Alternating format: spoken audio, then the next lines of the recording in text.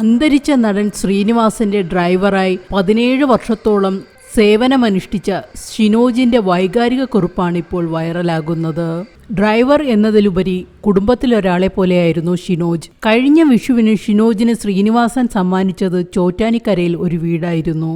ഷിനോജിന്റെ കുറിപ്പ് ഇങ്ങനെയാണ്: പ്രിയപ്പെട്ട ശ്രീനി സാർ, ഒരുപാട് ഇഷ്ടമായിരുന്നു സാറിന്റെ കൂടെയുള്ള യാത്രകൾ. ഇക്കാലം അത്രയും ഒരു ഡ്രൈവറായിട്ടല്ല, സാറിന്റെ മക്കളെപ്പോലെ തന്നെ എന്നെയും കണ്ട് സ്നേഹിച്ചു. ഒരു നോട്ടം കൊണ്ടോ വാക്കുകൾ കൊണ്ടോ ഇന്നേ വരെ എൻ്റെ മനസ്സ് വേദനിപ്പിച്ചിട്ടില്ല. ഷിനോജിന് എന്താവശ്യമുണ്ടെങ്കിലും എന്നോട് പറഞ്ഞാൽ മതി.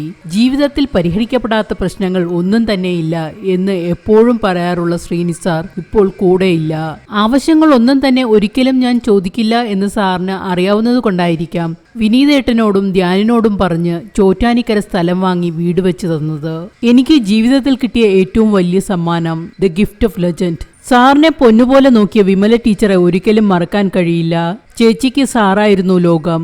എവിടെയാണെന്ന് അറിയില്ലെങ്കിലും അവിടെ ഒരു ഡ്രൈവറുടെ ആവശ്യമുണ്ടെങ്കിൽ എന്നെ വിളിക്കാൻ മറക്കരുതേ സാർ. എന്നും ഓർമ്മിക്കാൻ ഒരുപാട് നല്ല ഓർമ്മകൾ സമ്മാനിച്ച ശ്രീനി സാറിന് ഹൃദയം നിറഞ്ഞ നന്ദി.